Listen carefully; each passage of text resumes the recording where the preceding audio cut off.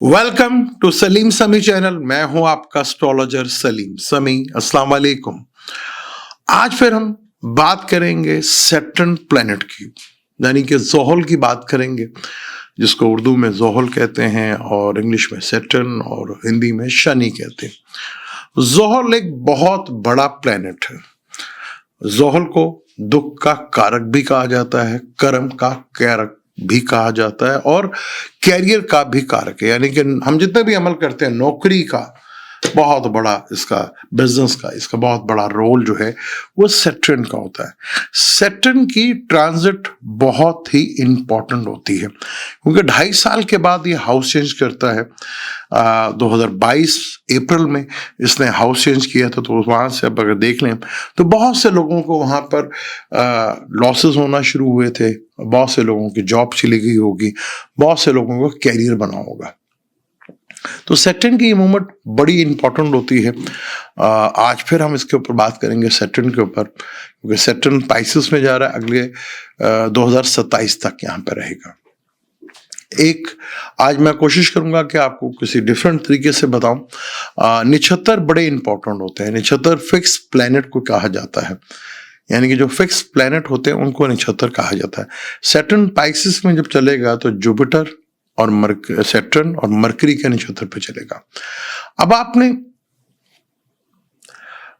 इतना जरूर पता होना चाहिए कि जुपिटर का नक्षत्र, मरकरी का नक्षत्र, सैटर्न का नक्षत्र, ये आपके कैसे हैं। अगर ये 3, 5, 7 हैं तो आपको प्रॉब्लम आएगी, चाहे वो मरकरी का हो, चाहे वो सैटर्न का हो, चाहे वो जुपिटर का हो। अगर आप यही दूसरा नक्षत्र हो, आपका चौथा हो, छठा हो, 8वां हो, 9वां हो, तो आपके लिए बहुत जबरदस्त है। पहला नक्षत्र जो होता है उसका जन्म तारीख वो कभी अच्छा भी होता है और कभी बुरा भी होता है।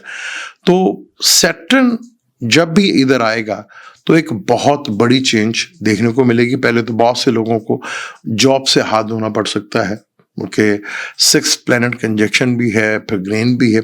उसके ऊपर अगर डिटेल के साथ बात करेंगे, लेकिन आज हम सिर्फ सैटर्न को, इन 3 नक्षत्र के ऊपर बात करते हैं। अब आप ये देखिएगा कि ये तीनों नक्षत्र जो हैं ये वाटर एलिमेंट में है, क्योंकि जुपिटर जो है और सन और मार्स, ये 3 वाहिद प्लैनेट हैं जो 2 घरों के नक्षत्र लेके चलते हैं। यानी जैसे सन जो है वो एरीज का भी होगा, वो टॉरस का भी होगा। इसी तरह मार्स जो है वो जमनाई का भी होगा, वो कैंसर का भी होगा।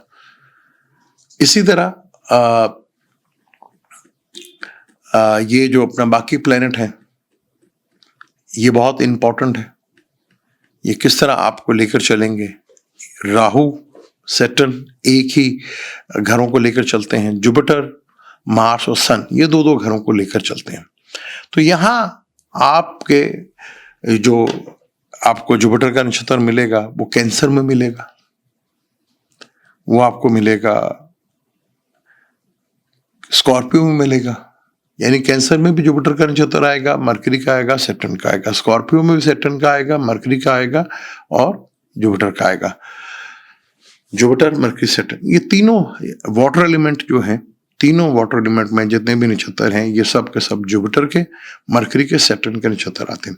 उसके बाद वही सिलसिला शुरू हो जाता है। फिर जो नक्षत्रों का है केतु से शुरुआत शुरू हो जाती है। तो आप को चार्ट देखना आता है या नहीं आता, क्योंकि ये ट्रांजिट जो है बहुत इंपॉर्टेंट है। क्योंकि इस ट्रांजिट से, क्योंकि जब सैटर्न ट्रांजिट करता है तो जिंदगी में बहुत बड़ा बदलाव और चेंज देखने को मिलता है। और सबसे लंबे अरसे तक एक घर में रहने वाला प्लैनेट वैदिक एस्ट्रोलॉजी से यही। तो यहाँ पर सैटर्न का ट्रांजिट जब भी होगा तो जिंदगी पे गहरे असरात जो है उसके जरूर मिलते हैं। अब आपने अपने अपने चार्ट में, जो भी आपका चार्ट है, जो भी आपका लगन है, जो भी आपका है, उसमें आपने देखना कि सैटर्न जो है आपके किस जन्म नक्षत्र पे बैठा हुआ है। जाहिर बात है किसी का कैंसर में होगा, किसी का स्कॉर्पियो में होगा, किसी का पाइसेस में होगा, किसी का ल्यू में होगा, किसी का विर्गो में होगा। आपने देखना कि आपका सैटर्न कहाँ बैठा हुआ है और वो किस नक्षत्र पे है। जिस नक्षत्र से है वो आपको फेवर कर रहा है कि नहीं कर रहा, क्योंकि सैटर्न जिंदगी में एक बड़ा बदलाव और चेंज तो सैटर्न के मूवमेंट्स के साथ ही आता है। साढ़सती का भी होता है और ढैया का भी असर होता है, लेकिन साढ़सती भी बहुत अमूमन बहुत अच्छा टाइम दे के जाती है, बहुत अच्छे लोगों को सेट करती है। लेकिन ये देना पड़ता है कि एक जिस घर में प्लेनेट जा रहा है, जैसे पाइसिस में आ रहा है, आपके पाइसिस एक होता है अष्टवर्ग, जिसे हम कहते हैं कि उस प्लेनेट का भाव में कितनी ताकत है कि वो आपको रिजल्ट दे। 28 मैक्सिमम होते हैं, 28 से जितने भी ऊपर हों तो वो आपको बहुत अच्छे रिजल्ट देता है घर। तो पाइसिस में आपका अगर 28 है या 28 से ज़्यादा है तो वो आपको बहुत ज़्यादा बेनिफिट फ़ायदा देगा। अगर उससे कम है तो आपको उसके रिजल्ट कम मिलते हुए नजर आएंगे। फिर प्लेनेट जो है ये भी 1 से लेकर 8 तक जो होता है, मैक्सिमम जो मिनिमम जो है 4 हो तो उसको अच्छा माना जाता है। 4 से जितने कम होंगे तो उतना ही आपको प्रॉब्लम जो है फेस करना पड़ती है। 4 से जितने ज़्यादा हो तो वो उतना ही ज़्यादा आपके लिए रिजल्ट देता हुआ नजर आता है। अब सैटर्न जो है पाइसिस में आएगा, 30 साल के बाद दोबारा पाइसिस में आ रहा है। 30 साल पहले 96 से लेकर 98 तक इधर आया, 17 अप्रैल 98 को जो है वो यहाँ से निकल गया था। 95 से आया था लेकिन 96 पूरा, फिर 98 पूरा, 17 अप्रैल 98 को यहाँ से ये निकल गया। तो 30 साल के बाद दोबारा ये पाइसिस में आ रहा है। अब यहाँ पे सैटर्न जो है वो डिसिप्लिन का कारक भी है और सैटर्न जो है कर्म कारक भी है। तो सैटर्न की सबसे बड़ी जो रेमेडीज मानी जाती है वो यही है कि आप जितना भी डिसिप्लिन में रह के काम करते हैं उतना ही आपके लिए फायदेमंद होता है। कानून, जस्टिस है। अब यहाँ पर बड़ा इंपॉर्टेंट है कि सैटर्न जब ये हाउस चेंज कर रहा है तो आप देखेंगे कि सैटर्न जो है एक बड़ा प्लेनेट है, 3 महीने के बाद या 2 महीने के बाद उसके प्रॉपर रिजल्ट जो है वो देखने को मिल जाते हैं। और अब आप देखेंगे 29 और 30 मार्च को जब ये हाउस चेंज करेगा तो अगले आने वाले 2-2.5 महीनों के अंदर आपको रिजल्ट प्रॉपरली इसके नजर आना शुरू हो जाएंगे। अगर आपका जुपिटर का नक्षत्र अच्छा है तो जुपिटर के नक्षत्र में आपका किसी के तीनों नक्षत्र बहुत अच्छे हो सकते हैं, जुपिटर का भी, मरकरी का भी, वो बहुत अच्छे वहाँ पे चीज़ें जो है सूरत हाल आपकी बनते हुए नजर आएगी। वहाँ चीज़ें बहुत बेहतर आपके लिए काम करती हुई नजर आएंगी, चीज़ों में बहुत इम्प्रूवमेंट आपको देखने को मिलेगी। तो यहाँ आपने देखना है कि आपका जो सैटर्न है वो कितना स्ट्रांग है, कितना बेहतर है। अब जैसे लियो हो गया, कैंसर हो गया, वहां पे ये बुरा माना जाता है, लेकिन इनको भी कहीं कहीं ना ये फेवर देता है, क्योंकि लियो का ये छठे घर का मालिक भी है, 7th लॉर्ड का भी मालिक है। छठे का मालिक 8वें में बैठे तो ये भी योग है, विपरीत राजयोग। तो यहाँ पर प्लेनेट की आपके जन्म की कंडीशंस बड़ी इंपॉर्टेंट होती हैं कि आपके जन्म की कंडीशन में प्लेनेट आपको फेवर दे रहा है या आपको प्रॉब्लम दे रहा है। बाज़ दफ़ा प्लेनेट लगता है कि जी मेरा बहुत बड़ा योग कारक प्लेनेट है तो ये मुझे फायदा देगा, लेकिन फायदा देने के बजाय वो नुकसान देना शुरू कर देता है। और बाज़ दफ़ा वही दुश्मन प्लेनेट जो है आपको बहुत अच्छा रिजल्ट देना शुरू करता है। तो सैटर्न की जो ट्रांजिट है ये बहुत ही इंपॉर्टेंट होती है। इस ट्रांजिट को आप कभी भी इजी नहीं ले सकते, क्योंकि इस ट्रांजिट से अब तो लोगों को काफी हद तक अवेयरनेस आ गई। तो सैटर्न की ये ट्रांजिट बहुत इंपॉर्टेंट है आपके लिए भी, मेरे लिए, सबके लिए भी।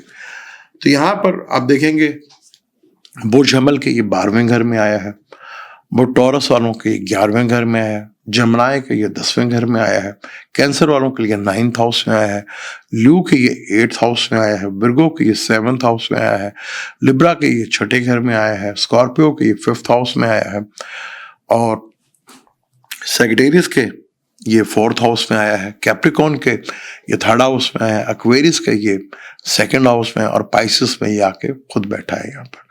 तो यहाँ रिजल्ट जो है आपको बहुत सैटर्न के रिलेटेड जो है वो चाहे अच्छे हैं या बुरे, वो डेफिनेट आपको देखने को मिलेंगे। आप इजीली, अब बहुत आसान है कि आप इतना जरूर चेक कर सकते हैं कि सैटर्न की प्लेसमेंट, क्योंकि सबसे ज्यादा डराया भी जाता सैटर्न से है कि जो साढ़सती लग गई, ढैया लग गया, आपको ये सैटर्न की दिशा चल रही है तो ये कर देगा, वो कर देगा। सैटर्न 11वें घर का मालिक भी है, इनकम का मालिक है, इनकम का, और कर्म, जॉब, हम जितने काम करते हैं।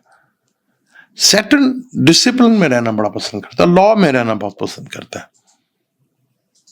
यहां सैटर्न तकलीफों का भी कारक है, जब आपको तकलीफ देता है तो फिर इसका लंबा पीरियड भी होता है, इसकी दिशा भी 19 साल की होती है। तो यहाँ चीजें जो है वो आपको अपने चार्ट में ये देखना है कि आपका सैटर्न की प्लेसमेंट कैसी है। और सबसे बड़ा इंपॉर्टेंट होता है ट्रांजिट में कि जहां ये आपके आ रहे हैं वहां आपके कौन कौन से प्लेनेट बैठे हुए। सैटर्न अगर मार्स के साथ है, मार्स एक डेस्टिनी ब्रेकर भी है, मून भी, केतु भी, राहु भी, तो थोड़ा हेल्थ इश्यूज भी आएंगे। मार्स से अगर मार्स से रिलेटेड काम करते हैं तो नहीं आएंगे। तो यहां बड़ा इंपॉर्टेंट हो जाएगा, सैटर्न पाइसेस में आ रहा है तो पाइसेस में कोई भी प्लेनेट आपका बैठा हो वो उसके पहले रिजल्ट देगा, फिर वो ट्राइंग में जो बैठा प्लेनेट है उसके रिजल्ट देगा, फिर जो उसके सामने बैठा हुआ है उसके रिजल्ट देगा। तो आज के दौर में जब लोगों को काफी हद तक समझ आ गई है, एस्ट्रोलॉजी का पता भी लग गया लोगों को काफी हद तक, तो महल की चीज ज्यादा मुश्किल नहीं है। लेकिन प्रॉब्लम हमारे यहाँ पे ये है कि जो हमारे यहाँ पे हो सकता है, जो हमारे जोडिक में क्या ये 4 चांद लगा देगा? ये पॉसिबल ही नहीं है कि सबके लिए अच्छा हो और सबके लिए बुरा हो। जोडिक से थोड़ा बाहर निकलकर आप प्लेसमेंट के ऊपर जाएं। आपका प्लेसमेंट क्या है, ये वीकली हारोस्कोप, मंथली हारोस्कोप से थोड़ा बाहर निकल कर सोचें तो आपको एग्जैक्ट प्लेनेट के रिजल्ट मिलते हुए दिखेंगे। यहाँ पर इस वक्त जो कंडीशन है वो टू मच डिफिकल्ट है। जो ट्रांजिट की कंडीशन चल रही है वो बहुत ज्यादा मुश्किल है, लेकिन उस मुश्किल टाइम में भी कई लोगों को बहुत अच्छा टाइम होता है। वो कौन है? अब मून से सैटर्न की प्लेसमेंट भी देखी जाती है कि मून से सैटर्न की प्लेसमेंट क्या है। तो आपको ये देखना है, क्योंकि सैटर्न जब आएगा आपके चार्ट में तो एक बड़ी तब्दीली आपकी जिंदगी में जरूर आएगी, ये तो कंफर्म है। बाज़ दफा तो कि आपके किसी भी पाइसेस में आया है, कैंसर में आया, स्कॉर्पियो में आया, तो वहां पे कोई भी प्लेनेट नहीं बैठा होता, 7th हाउस में भी कोई प्लेनेट नहीं बैठा होता। तो उस घर के नक्षत्र जब आपका सैटर्न जिस नक्षत्र में बैठा उस नक्षत्र में तो जाएगा ना, तो असर तो वो देगा, उसके असर तो आएंगे। आपके चार्ट में वो असर कैसे आएगा ये बहुत ही इंपॉर्टेंट है। थोड़ा सा सीरियस आप भी हो, एस्ट्रोलॉजी को थोड़ा समझने की कोशिश करके प्लेनेट के रिजल्ट क्या है, प्लेनेट करेगा क्या। बट ट्रांजिट तो हो रहा है, आपके लिए क्या करेगा, आपके लिए ये फेवरेबल है, उसमें क्या चेंज लेकर आएगा, क्या बेहतरी लेकर आ सकता है, क्या बुरा हो सकता है। तो ये चेंज थोड़ा सा आप कोशिश करेंगे। दूसरा मैं आपके लिए कोशिश, मुझे पता है ये वीडियो आप ज्यादा पसंद नहीं करते, आपको वही वीडियो पसंद है जो आप 12 जोड़ी का क्या बनेगा, लेकिन उसके बावजूद मैं फिर भी करता हूं क्योंकि मैंने कभी भी उसके लिए करता नहीं। मेरी कोशिश होती है आपको नॉलेज दूं और नॉलेज को शेयर करूं। तो कोशिश थोड़ी आप भी करें, तो इंशाल्लाह ताला एक टाइम आएगा हम बड़े आराम से चीजों को मैनेज कर लेंगे। जो गलत चीजें हैं उनको हम पकड़ लेंगे कि जो भी सेक्टर मेरा आ रहा है तो भाई मुझे किस तरह के रिजल्ट देता हुआ नजर आएगा। अब कई लोग के 8वें घर में आ रहे हैं, 8वां घर बुरा घर और 8वें घर का एक कारक भी है। और कई न्यूज वाले आएंगे जो उसके 8वें घर में जाके वो जिंदगी की सबसे बड़ी सक्सेस पाएंगे, उनका महल दुनिया का सबसे बेहतरीन टाइम हो गई। तो चार्ट, आपका अपना चार्ट भी बहुत एक्सप्लेन करता है। आपको घर पढ़ना आता है तो आप खुद कोशिश करें, या किसी से भी आप एस्ट्रोलॉजी से ये तो पूछें भाई मेरे सैटर्न की कंडीशन क्या है, किसी भी से पूछ सकते हैं आप। मुझे दें इजाजत, इंशाल्लाह ताला अगली वीडियो पे डिटेल के साथ सूरज ग्रहण के ऊपर बात करेंगे कि सूरज ग्रहण के ऊपर क्या असर पड़ सकते हैं और आपकी जिंदगी में क्या क्या हो सकता है। क्योंकि एक्सपेंस का घर है ना, 12वां घर दुनिया में एक्सपेंस का घर है, और दुनिया ने अपने कंफर्ट के लिए कहीं ना कहीं हर आदमी ने जो जिसकी जितनी बसात थी उसने एक्सपेंस जरूर की है। लेकिन सैटर्न अब वहां पर एक चेंज लाएगा बड़े लेवल के ऊपर। वो 12वां घर जो एक्सपेंस का भी है, इंपोर्ट का भी है, एक्सपोर्ट का भी है, इमिग्रेशन का भी है, बाहर जाने का भी है, हॉस्पिटल का भी है, खर्चों का भी है। तो सैटर्न यहाँ कंट्रोल तो लाएगा चीजों में, रूहानियत का घर भी है। तो बहुत सी चीजों में तब्दीलियां देखने को मिलेगी, गहरी आपकी जिंदगी पर असर डालेगा सैटर्न का ही मूव। मुझे दें इजाजत, इंशाल्लाह मिलते हैं अगली वीडियो में किसी नए टॉपिक के ऊपर, सूरज ग्रहण के ऊपर बात करेंगे। लेकिन जाने से पहले चैनल को सब्सक्राइब कर लीजिएगा और बेल के आइकन को जरूर दबाइएगा, और वीडियो अगर अच्छी लगती तो उसको शेयर भी कीजिएगा। मुझे दें इजाजत, इंशाल्लाह मिलते हैं अगली वीडियो में। अल्लाह हाफिज।